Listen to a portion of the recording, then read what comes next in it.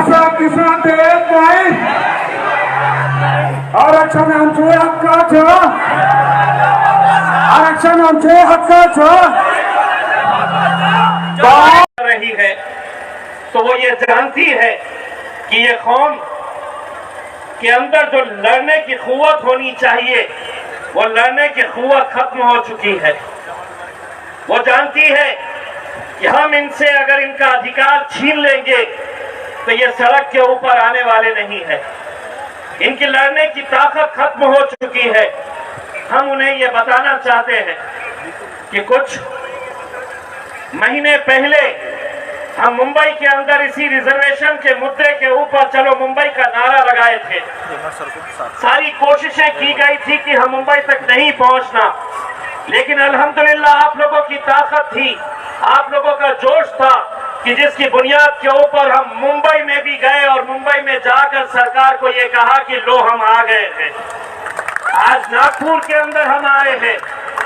ये आंदोलन सिर्फ यहाँ पर शुरू हो रहा है, यहाँ पर खत्म हो रहा है, ऐसा नहीं है। हम आगे भी ये आंदोलन जारी रखेंगे। अभी हम सबको नागपुर की विधानसभा की ओर चलना है और सरकार को ये याद दिलाना है कि हम अपने हक के लिए आए हैं, वो हक जो हमें संविधान के तहत मिलना चाहिए। मैं आपको ये बताना चाहता हूं कि डॉक्टर भीमराव अंबेडकर साहब ने क्या कहा था कि दुनिया की सारी तालीम हासिल करने के बाद मैंने राजनीति का रास्ता इसलिए इख्तियार किया कि सत्ता के अंदर हिस्सेदारी के जरिए मैं अपने समाज की मदद कर सकता हूं।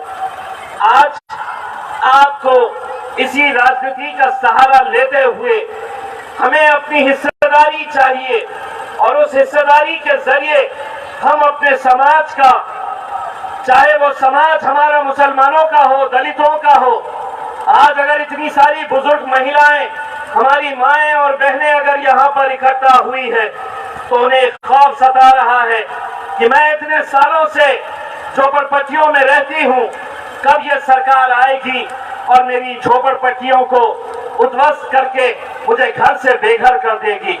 मैं अपनी माँ और बहनों से ये कहना चाहता हूँ, हम आपके साथ पूरी ताकत के साथ खड़े रहेंगे इंशाअल्लाह।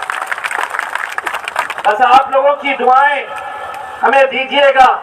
इनसे कैसे लड़ा जाता है ये अल्हम्दुलिल्लाह हम अच्छी तरह से जानते हैं।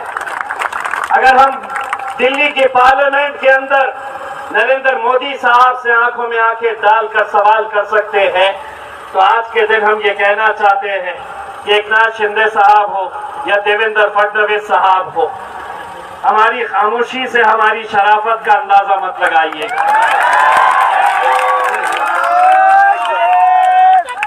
अगर हम यहाँ पर आए हैं, अगर सर झुकाकर चल रहे हैं,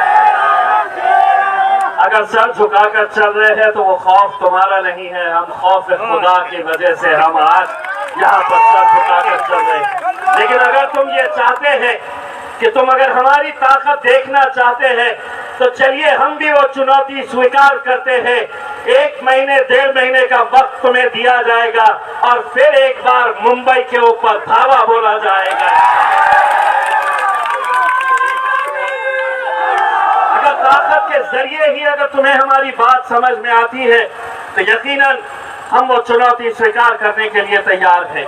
मुझे मालूम है कि काफी देर से यहाँ पर आप लोग बैठे हैं।